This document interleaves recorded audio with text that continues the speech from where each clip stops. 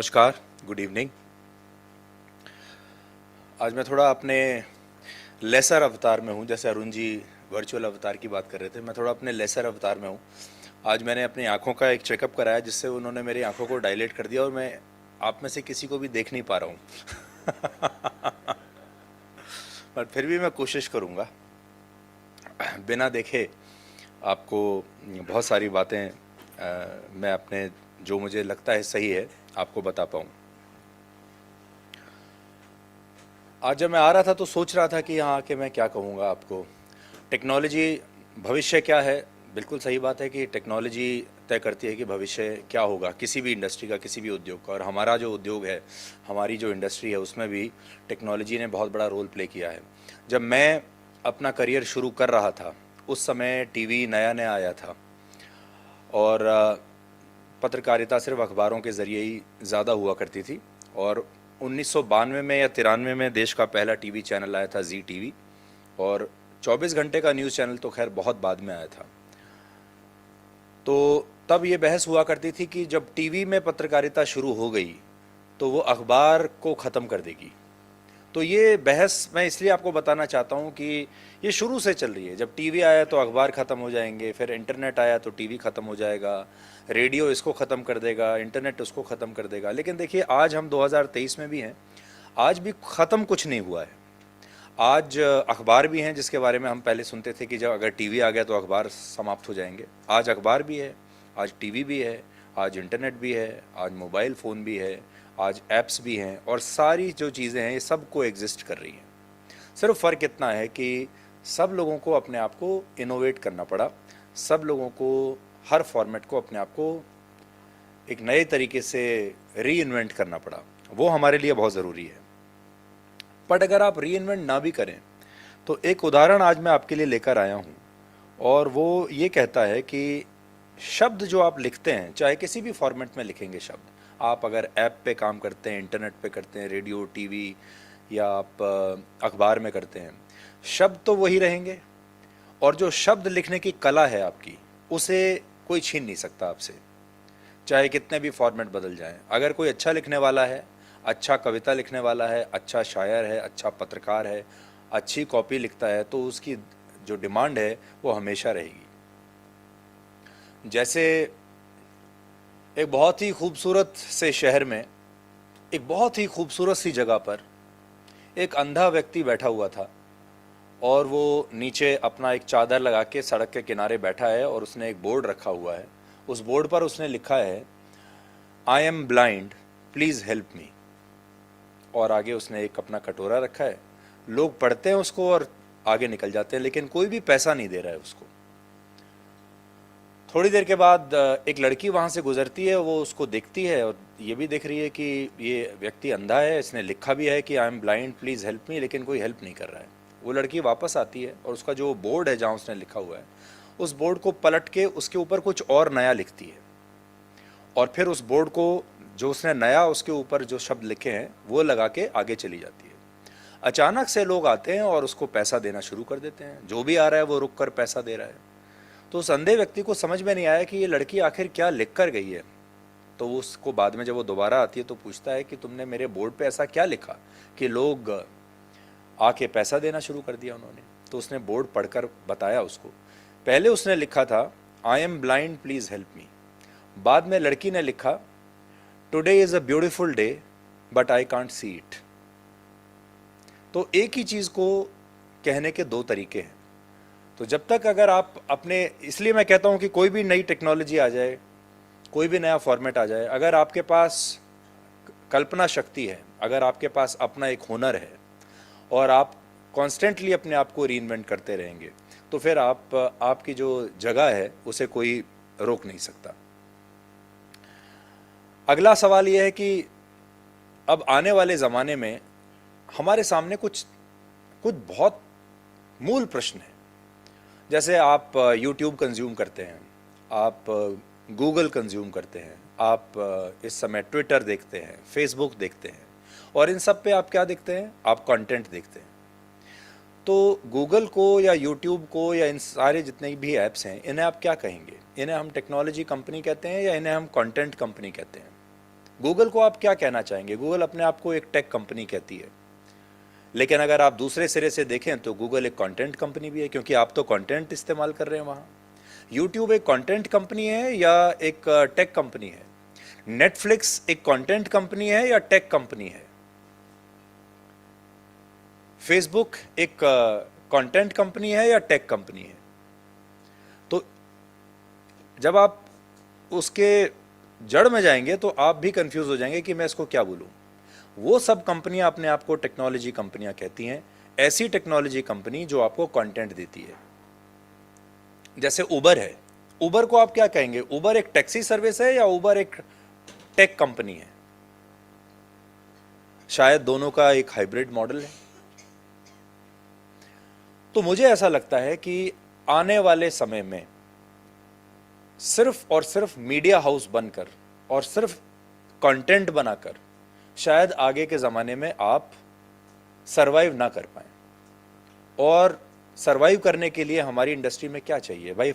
आखिरकार जो एक कंपनी 1000, 2000, 4000, 5000 एम्प्लॉयज़ को रखती है, तो उसका एक आपको प्रॉफिट एंड लॉस स्टेटमेंट तो बनाना पड़ेगा। आखिर में उसकी बैलेंस शीट तो बनानी पड़ेगी आपको। 1000, 2000 लोगों की सैलरी आखिर कहाँ से आएगी? आप कितने भी सोशल सर्विस कर लीजिए, कितनी भी सारी चीज़ें कर लीजिए, सोसाइटी को, समाज को जागृत कर लीजिए, बट हर चीज़ के लिए पैसा चाहिए, और पैसा कहाँ से आएगा? तो मुझे ऐसा लगता है कि जो बड़ी कंपनियां हैं, जो मीडिया कंपनियां जो आज अपने आप को कहती हैं, जो कहती हैं कि हम कंटेंट जनरेट करते हैं, आज हमारे देश की तमाम बड़ी कंपनियां, चाहे आप न्यूज़ चैनल्स देख लीजिए या आप अखबार देख लीजिए, इनडायरेक्टली वो सब लोग गूगल के लिए काम कर रहे हैं, सब लोग यूट्यूब के लिए काम कर रहे हैं, सब लोग फेसबुक और ट्विटर के लिए काम कर रहे हैं। आज जो मैं शो करता हूँ, वो शो करने के लिए असल में मुझे पैसा तो आज तक देता है, लेकिन मेरा वो शो यूट्यूब पर मुफ्त में जाता है, फेसबुक पर मुफ्त में जाता है, ट्विटर पर मुफ्त में जाता है, कोई भी देख सकता है बिना पैसा दिए। तो ये जो मॉडल है, ये कब तक चलेगा? और क्या हम, हमारे देश का कोई भी मीडिया हाउस गूगल की तरह या बाकी टेक्नोलॉजी कंपनी की तरह अपने आप को एक technology company which also produces content ऐसा बनाने की कोशिश कर रही है? यानी जैसा नेटफ्लिक्स है, या जैसा आप देखते हैं आज प्राइम वीडियोस है जो अमेजॉन का है। Amazon is a market place. आपको अमेजॉन प्राइम पे फिल्में भी बेचता है, कंटेंट भी बेचता है, और आपको क्या भरोसा है आगे कुछ और वर्षों के बाद अमेजॉन प्राइम पर न्यूज़ भी आने लगेगी, हॉटस्टार पर न्यूज़ भी आने लगेगी, नेटफ्लिक्स पर न्यूज़ भी आने लगेगी। तब क्या करेंगे आप? और वो न्यूज़ कौन बनाएगा? लेकिन क्या मैं आज तक में काम करते हुए, क्या आज तक को मैं नेटफ्लिक्स की तरह बना सकता हूँ? असली कॉम्बिनेशन जो मुझे लगता है जो आगे काम करेगा वो यही है कि आपको अगर आज तक देखना है तो आपको आज तक के ऐप पे आना पड़ेगा।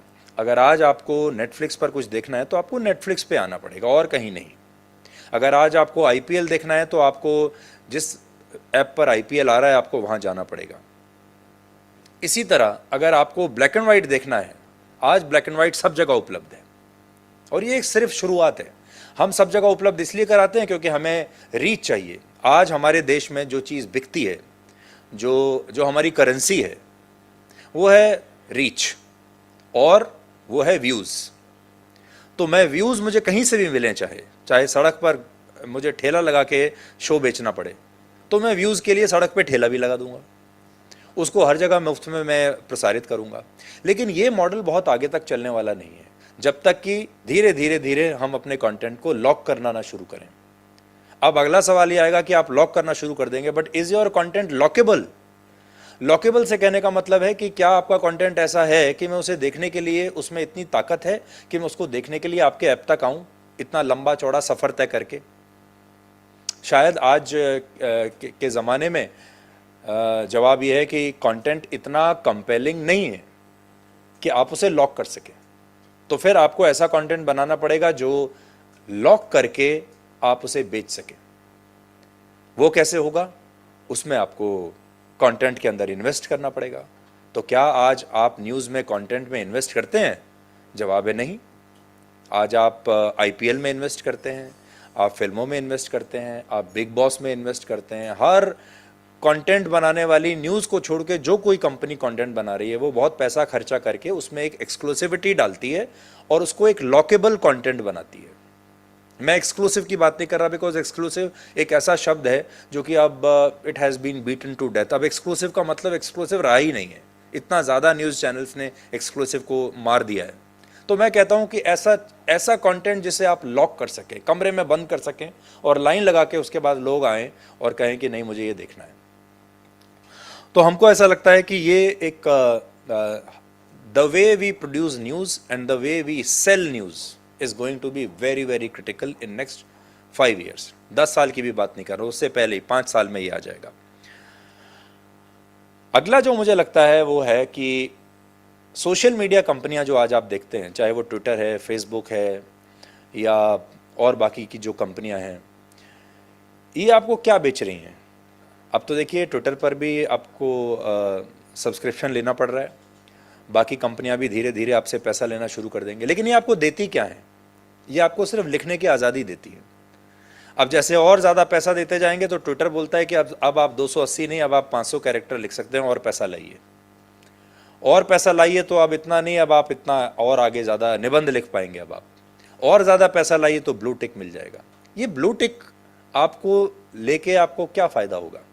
या आज अगर आप शब्दों की संख्या आपकी बढ़ा दी जाए तो उससे आपको क्या फ़ायदा होगा? तो इसको मैं कई बार समझने की कोशिश करता हूँ कि ये सारी जो टेक कंपनियाँ हैं ये हमें अभिव्यक्ति की आज़ादी बेच रही हैं।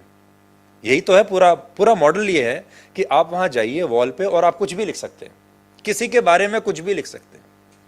आपको मोदी के बारे में कुछ लिखना है लिख दीजिए, विराट कोहली के बारे में लिखना है लिख दीजिए, शाहरुख खान के बारे में लिखना है लिख दीजिए, अपने पड़ोसी के बारे में लिखना है लिख दीजिए, अपने कलीग के बारे में लिखना है, कुछ भी लिख दीजिए, उसी चीज का पैसा है।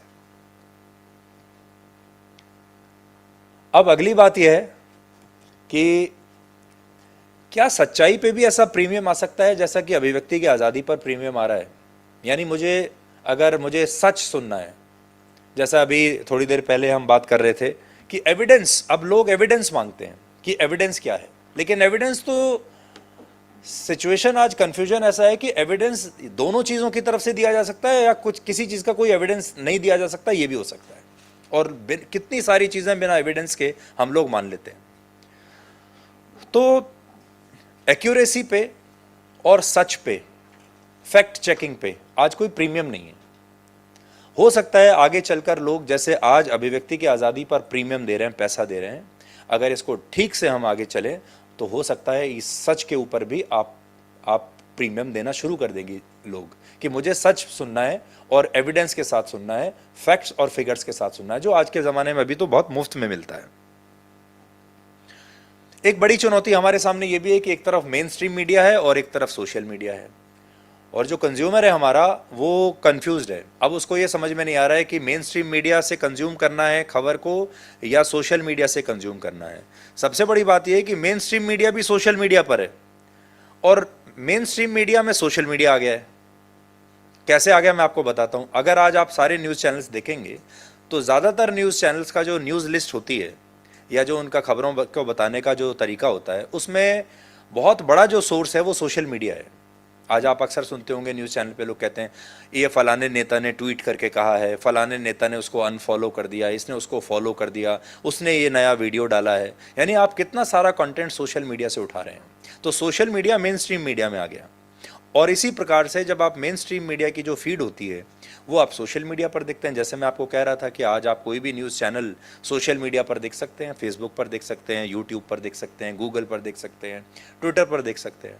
तो एक जो आम व्यूअर है वो बहुत कंफ्यूज हो जाता होगा और उसको लगता होगा कि कौन सा मेन स्ट्रीम मीडिया है और कौन सा सोशल मीडिया है, हमारे लिए पता करना बहुत मुश्किल है। इसीलिए बीच में फिर व्हाट्सएप यूनिवर्सिटीज़ भी आती हैं कि कोई एक मैसेज चल रहा है जो व्हाट्सएप पे आ गया, किसी ने ग्राफिक लगाया और व्हाट्सएप पर डाल दिया, वो धीरे धीरे सोशल मीडिया पर आ गया और चल गया। और बहुत बार इस तरह की खबरों की जो फैक्ट चेकिंग करना होता है वो बहुत मुश्किल हो जाता है। सो कई बार जैसे चुनावों में हम कहते हैं ना कि इस बार चुनाव में मैं किसी को बोल रहा था कि मोदी जी का जो कॉम्पिटिटर है वो कौन है, इस बार सबसे बड़ा प्रतिद्वंदी मोदी जी का कौन है, तो मुझे लगता है मोदी जी ही हैं। इस बार जो लड़ाई होगी 2024 में मोदी वर्सेस मोदी होगी। वो अपने आप से ही लड़ेंगे, अपनी एक तरफ एक छवि वाला, दूसरी तरफ दूसरी छवि वाला। और बहुत बार ऐसा होता है जब आपकी लड़ाई अपने ही प्रतिबिंब से होती है। तो ये सोशल मीडिया और मेन स्ट्रीम मीडिया की भी जो लड़ाई है, जो काफ़ी हद तक वैसी ही है। और इस लड़ाई को हमें डिफ्रेंशिएट ब्लैक एंड वाइट में करना पड़ेगा कि कौन सा मेन स्ट्रीम मीडिया है जिस पर आप विश्वास कर सकते हैं और कौन सा सोशल मीडिया है। और सोशल मीडिया की उत्पत्ति किस लिए हुई थी? क्या सोशल मीडिया की उत्पत्ति न्यूज़ और सारे न्यूज़ चैनल्स के ब्रॉडकास्ट के लिए हुई थी, या सोशल मीडिया की उत्पत्ति असल में किसी और कारण के लिए हुई थी? सोशल नेटवर्किंग साइट्स कहते हैं इनको, जिसमें मतलब समाज के लोग आपस में एक दूसरे के साथ नेटवर्किंग कर सकें। तो शुरू में होता भी यही था, मैं अपनी पिक्चर डाल रहा हूँ, मैं यहाँ पिकनिक पे गया हूँ, यहाँ खाना खा रहा हूँ, यहाँ परिवार के साथ गया हूँ, ये सब होता था। लेकिन अब उसका राजनीतिक इस्तेमाल होने लगा है, अब उसका न्यूज़ के लिए इस्तेमाल होने लगा है। सो ये एक जो ट्रेंड है, ये अभी तो चल रहा है और पता नहीं कितने दिन तक चलेगा, लेकिन इसे हमें अलग अलग करना पड़ेगा ताकि लोगों को भी ये समझ में आए कि मेन स्ट्रीम मीडिया और सोशल मीडिया में क्या क्या अलग कौन सा कहाँ पर खड़ा हुआ है। अगली चीज़ हमारी जो सबसे बड़ी चुनौती है हमारी, वो है कि हमने अपने ब्रॉडकास्ट के तरीके में, अपने काम करने के तरीके में आखिरी अपडेट कब किया था। आज अगर आप देखें तो हर एक महीने के बाद जितने भी आपके फ़ोन में ऐप्स हैं उनका अपडेट आ जाता है, किसी का 15 दिन में, किसी का 1 महीने में। स्मार्टफोन में हर 2-3 महीने के बाद नया अपडेट आ जाता है, नया मॉडल आ जाता है। 6 महीने में तो गाड़ी का अपडेट आ जाता है आजकल। अगर आप देखेंगे तो गाड़ियां कितनी जल्दी जल्दी अपने आप को, कंपनियां अपने आप को अपडेट करती हैं, नया मॉडल लेकर आ जाती हैं। लेकिन मीडिया का जो नया मॉडल है वो आखिरी बार हमने कब देखा था? मीडिया में नई गाड़ी तो आ रही है भाई, आज ये गाड़ी आ गई, फिर ये गाड़ी आ गई, ये फिर एक और चैनल आ गया, एक के बाद एक के बाद एक के बाद चैनल आते जा रहे हैं। आज हमारे पास 400 चैनल्स हैं। बट उन चैनल्स में अलग अलग क्या है? क्या आप उन्हें डिफ्रेंशिएट कर सकते हैं कि उन चैनल्स में अलग अलग क्या मूलभूत उनके अंदर अंतर क्या है? क्या उनका खबर बताने का तरीका अलग है? क्या उनकी टेक्नोलॉजी अलग है? क्या उनका प्लेटफॉर्म अलग है?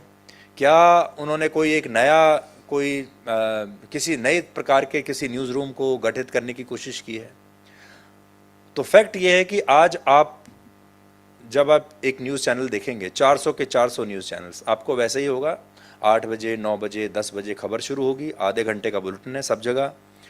वो आएगा, एंकर आएगा, एक ख़ास तरीके से ही बोलेगा, उसके बाद उसमें हेडलाइंस आएंगी, किसी की 5 आएंगी, किसी की 10 आएंगी, और हेडलाइंस के बाद फिर एक खबरें शुरू होंगी। फिर ब्रेक आएगा, ब्रेक से पहले वो बोलेगा कि अब एक छोटा सा ब्रेक ले लेते हैं, ब्रेक के बाद फिर जारी रहेगा, ऐसा ऐसा ऐसा, ऐसा सब कुछ। और यहाँ तक कि जो ब्रेक आता है वो भी आप देखिएगा नोट करके, सब चैनल्स में एक ही साथ आता है। यानी हम अभी तक अपने इतने 400 न्यूज़ चैनल्स में अपना ब्रेक पैटर्न भी अलग से इन्वेंट नहीं कर पाए। कंटेंट तो छोड़ दो, चलो अभी हम ये भी नहीं कर पाए कि चलो कंटेंट मेरे यहाँ सेम है लेकिन मेरा ब्रेक अलग होगा। इतना ही कर लो चलो। तो इसलिए सारी सेल्स टीम एक जैसा सोचती हैं सब चैनल्स में, सारी मार्केटिंग टीम्स एक जैसा सोचती हैं, सारे ग्राफिक्स के लोग एक जैसा सोचते हैं, सारे जो एडिटोरियल लोग हैं वो भी मोर और लेस एक जैसा सोचते हैं। एक जैसा के कहने का मतलब है कि ठीक है, एक एडिटर कहेगा कि मैं इस खबर को ज़्यादा महत्व दूंगा, दूसरा कहेगा मैं इस खबर को ज़्यादा महत्व दूंगा, बस उतना ही फ़र्क है।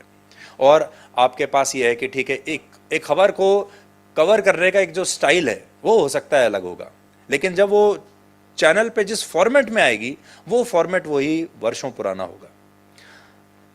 तो मुझे ऐसा लगता है कि अब उस फॉर्मेट को बदलने की ज़रूरत है, और ख़ास तौर पर ऐसे समय में जब हम टीवी पे कम देखे जा रहे हैं और सोशल मीडिया पे ज़्यादा देखे जा रहे हैं, तो कुछ पैटर्न को ब्रेक करना चाहिए। जैसे क्यों हर शो आधे घंटे का ही होगा? क्योंकि अगर आप सोशल मीडिया पे जाते हैं, देख ही रहे हैं, तो सोशल मीडिया पे आपके पास कोई कंपल्शन नहीं है ये करने का कि हर शो आधे घंटे का ही क्यों होगा, हर शो 1 घंटे का ही क्यों होगा, 12 मिनट का क्यों नहीं हो सकता, 15 मिनट का क्यों नहीं हो सकता, 8 मिनट का क्यों नहीं हो सकता।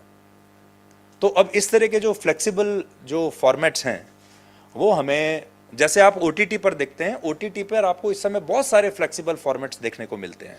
OTT पे अलग अलग वेब सीरीज़ भी आती हैं, कोई 5 एपिसोड का आता है, कोई 1 सीज़न आता है, कोई 5 सीज़न आता है, कोई अलग अलग चीज़ों से लोग एक्सपेरिमेंट कर रहे हैं। किसी में हर एपिसोड में नई कहानी होती है। तो मुझे ऐसा लगता है कि अब this is the right time to experiment. और आखिरी पॉइंट मेरा ये है जो जिससे मैंने शुरू भी किया था, स्टोरी टेलिंग। देखिए डेटा तो सबके पास एक ही है, डेटा पॉइंट सबके पास एक ही है, same data is available to everybody, लेकिन उस डेटा से क्या आप निकालते हो और उस डेटा का जो विश्लेषण है वो अलग अलग होता है। नंबर्स, आंकड़े सब एक जैसे होते हैं। आज आप जितनी खबरें आपके पास आती हैं वो लगभग लगभग एक जैसी हैं। आपके पास जीडीपी के ग्रोथ रेट आ रहा है, वो भी लगभग वही है, लेकिन हर व्यक्ति उसको अलग अलग तरीके से उसका विश्लेषण करता है। तो व्यूअर उसके पास जाएगा जिसका स्टोरी टेलिंग का जो स्टाइल है वो व्यूअर को पसंद आएगा, जिसका बताने का, कहानी कहने का जो तरीका है वो ज़्यादा से ज़्यादा दर्शकों को अपने जैसा लगेगा और समझ में आएगा। मैं हमेशा एक एग्जांपल सुनता रहता हूँ और बाकी लोगों को भी देखता हूँ। हमारे अगर बिल्कुल देसी अंदाज में अगर आप जाएं तो हमारी जो दादी थी, अब तो वो खैर वो सब भी ख़त्म हो गया, लेकिन पहले के ज़माने में जो छोटे बच्चे होते थे वो अपनी दादी से कहानी सुन के सोते थे, उनको तभी नींद आती थी। और दादी उनको रोज़ नई कहानी नहीं बताती थी, लगभग लगभग सेम कहानी रोज़ रिपीट कर देती थी। और बच्चा दादी को ये कहता था कि वो वाली कहानी सुनाओ ना जो उसने 50 बार सुनी हुई है, फिर भी बच्चा कहता था वो कहानी सुनाओ जो उसने सुनी हुई है। लेकिन दादी जिस तरीके से कहानी सुनाती थी वो बच्चे को बहुत सूदिंग लगता था और बच्चे को तभी नींद आती थी जब वो कहानी उसकी दादी के मुंह से उसे सुनने को मिलती थी। तो स्टोरी टेलिंग जो है एक बहुत मजबूत माध्यम है, and story telling is very very important. Unfortunately story telling का जो स्किल है वो अब मरता जा रहा है, ख़त्म होता जा रहा है। एटलीस्ट न्यूज़ से वो ख़त्म होता जा रहा है। न्यूज़ में अगर आप देखेंगे तो हमारी जो भाषा हो गई है वो बहुत ही वो एक जैसी भाषा है। सब चैनल्स में एक जैसी भाषा होती है। एक स्क्रिप्ट लिखने का एक ख़ास अंदाज़ है, एक ख़ास स्टाइल है जिससे आप एसोसिएट नहीं कर सकते, जिससे आपको ऐसा नहीं लगेगा कि ये मेरे परिवार की भाषा है। और बहुत सारी चीज़ें हमारे बीच में ऐसी हैं जो कि हम उस स्थिति में किसी अलग तरीके से बिहेव करते हैं और न्यूज़ वाला उस स्थिति में किसी अलग तरीके से बिहेव करता है। जैसे मैं अब अपने आप से भी हमेशा कई बार ये सवाल पूछता हूँ, मान लीजिए अब 5 राज्यों में चुनाव होने वाले हैं। अब उन 5 राज्यों में चुनाव की घोषणा चुनाव आयोग करेगा कभी ना कभी, तो हर साल ही करता है जब कहीं चुनाव होता है।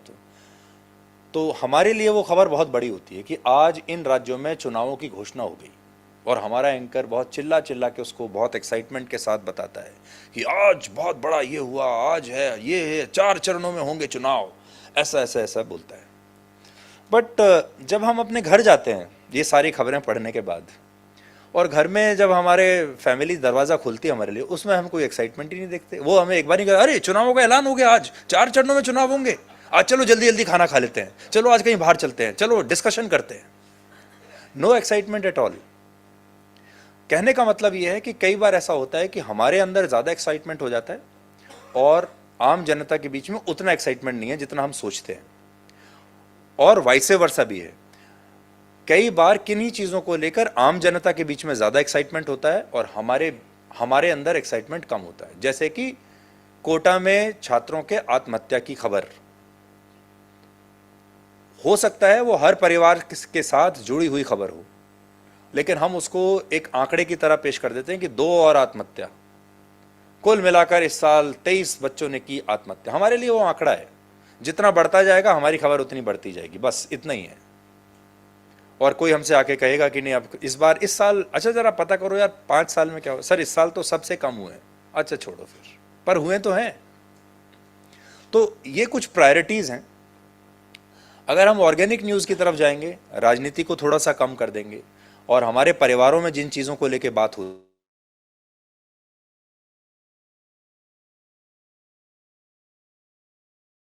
जो फीड आती है, जो आप देखते होंगे, जो आप फॉरवर्ड करते होंगे, हार्डली लोग न्यूज़ का कोई क्लिप फॉरवर्ड करते हैं फेसबुक पर। ज़्यादा जो कंटेंट फेसबुक पर या व्हाट्सएप पर लोग फॉरवर्ड करते हैं, या तो उसमें कोई अच्छा संदेश होता है या कोई अच्छी जानकारी होती है, और उस जानकारी को लोग एक दूसरे को फॉरवर्ड करते हैं।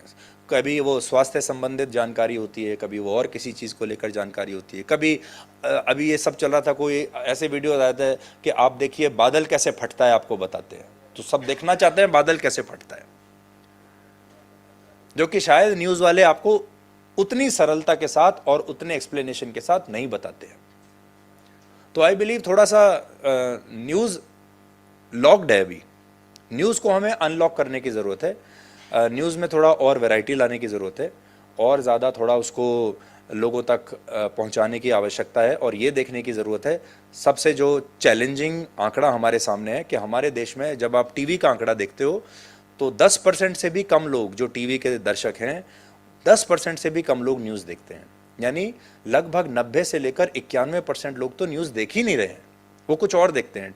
वो एंटरटेनमेंट देखते हैं, सीरियल्स देखते हैं, फिल्में देखते हैं, स्पोर्ट्स देखते हैं, मनोरंजन की बाकी चीज़ें देखते हैं, रीजनल कंटेंट देखते हैं। क्या कारण है कि सिर्फ 10% लोग न्यूज़ देख रहे हैं? तो अगर इस इंडस्ट्री को एक्सपेंड करना है हमें, तो हमें न्यूज़ को एक्सपेंड करना पड़ेगा कि 10 नहीं 20% लोग, 30%, 40%, 50% लोग न्यूज़ देखेंगे। जिस तरीके से आईपीएल ने क्रिकेट को एक्सपेंड किया है, देखिए आज आईपीएल कितना एक्सपेंड हो गया।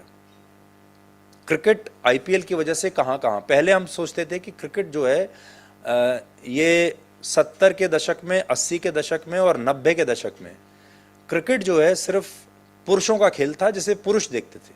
महिलाओं का और लड़कियों का उससे कोई मतलब नहीं था।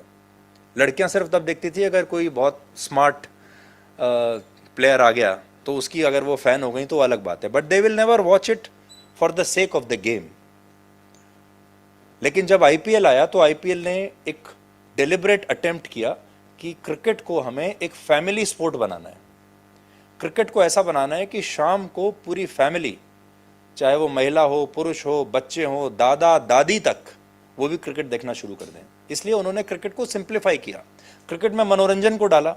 आज आप बता नहीं पाएंगे कि आईपीएल असल में खेल है, ये मनोरंजन है या कुछ और है। मैं अक्सर अपने जो मेरे क्रिकेटर्स दोस्त हैं, जो खिलाड़ी हैं, उनसे मैं कई बार कहता हूं, जब वो बोलते हैं कि मेरा कल मैच है, तो मैं कहता हूं यार ऐसा मत बोलो कि मैच है, ऐसा बोलो कि कल तुम्हारी शूटिंग है। क्योंकि अब जितने हमारे आईपीएल वाले जो खिलाड़ी हैं उन्हें पता होता है कि ये हम खेल नहीं रहे हैं, असल में ये शूटिंग पे जा रहे हैं हम। और जैसे शूटिंग में एक फिल्म स्टार को पैसा मिलता है, वैसे ही उनको भी पैसा मिलता है। सो थोड़ा सा और ज़्यादा एक्सपेंड करने की आवश्यकता है। और IPL is a very beautiful example, इसलिए बिकॉज आईपीएल ने खेल का एक्सपेंशन किया, आईपीएल ने क्रिकेट को एक इंडस्ट्री बनाया, फिर इंडस्ट्री को एक्सपेंड किया। एक ज़माने में जहां बीसीसीआई के पूरे साल के राइट्स, टीवी राइट्स 500 करोड़ के बिकते थे, आज 40-50 हज़ार करोड़ के बिकते हैं। तो कितना उन्होंने एक्सपेंड किया। उसके बाद टेक्नोलॉजी का इस्तेमाल किया। आज आप मैच को देखिए तो कितनी शानदार टेक्नोलॉजी है, आपको एक एक चीज़ पता चलती है, ऑडियो वीडियो, इतने सारे एंगल्स, थर्ड एम्पायर, न जाने क्या क्या आपको पता चलता है। फिर उस कंटेंट को लॉक किया, जो मैं आपको पहले कह रहा था, लॉक करके एक प्लेटफॉर्म पे लेके गए, उसको किसी भी एक ऐप पे लेके गए। और उस ऐप पे आज जब मैं देखता हूँ कि बढ़िया बढ़िया जो आईपीएल का मैच होता है, 1 करोड़ से 2 करोड़ लोग एक ऐप पे जाके उसे देख रहे होते हैं। अब जब आईपीएल का फाइनल चल रहा था तो 1.5-2 करोड़ लोग उस ऐप पर जाकर उसको देख रहे थे। बट इसी प्रकार से जब चंद्रयान की लैंडिंग हो रही थी, चंद्रयान 3 की, तो भी 1 करोड़ से ज़्यादा लोग यूट्यूब चैनल पर, इसरो के यूट्यूब चैनल पर उसे देख रहे थे। इससे आपको पता चलेगा कि न्यूज़ का जो पोटेंशियल है वो कितना ज़्यादा है, लेकिन उसे अभी तक हम पहली बात टैप नहीं कर पाए हैं, और दूसरी बात टैप करने के बाद उसको कमर्शलाइज नहीं कर पाए हैं। इसलिए आज न्यूज़ में पैसा नहीं है। न्यूज़ में जब पैसा नहीं है तो न्यूज़ में फिर लोग कंटेंट में खर्चा नहीं करते, इन्वेस्ट नहीं करते, और ये एक विशियस सर्कल बन जाता है। ना तो उसके अंदर आप पैसा लगाओगे और ना ही कंटेंट अच्छा होगा, और जब अच्छा नहीं होगा तो कंटेंट बिकेगा नहीं, और धीरे धीरे धीरे वो इंडस्ट्री अपने आप में चोक होती चली जाएगी। जैसे आज इतनी सारी इंडस्ट्री जो हमारी देखते हैं, चैनल्स चोक हो रहे हैं, क्योंकि हमारे पास जो रेवेन्यू स्ट्रीम्स हैं वो पुराने ज़माने की हैं, वही चलती आ रही हैं, और अब वो सब सूख चुकी हैं। अनलेस कि हम एक नया रेवेन्यू स्ट्रीम ना खोजें, जैसे हम कई बार बीजेपी का विश्लेषण करते हैं ना, कि बीजेपी को अगर 300 सीटें चाहिए तो आएंगी कहाँ से? कोई नया राज्य तो पकड़ना पड़ेगा, क्योंकि जो राज्य उन्होंने पकड़े हैं उसमें तो सब उन्होंने पूरा 100% ले लिया। अब नया ऐसा वर्जिन लैंड कौन सी आएगी जहां से वो सीटें ले सकें? ऐसे ही हमारे न्यूज़ का भी है, जितना हमने लेना था हमने ले लिया। अब हमें नए दर्शक चाहिए, अब हमें एक नया वर्ग चाहिए, अब हमें नए परिवार चाहिए, अब हमें नए फॉर्मेट्स चाहिए। अभी तक हमने टीवी वालों को लिया या जो सोशल मीडिया पर लिया, अब हमें यंग छात्र चाहिए, युवा चाहिए, महिलाएं चाहिए, और जब तक वो नहीं आएंगी तब तक ये इंडस्ट्री एक्सपेंड नहीं करेगी. So I think the next 5 years should be about the expansion, about locking off content, and about investing more money in content and creating a differentiator content. Thank you so much.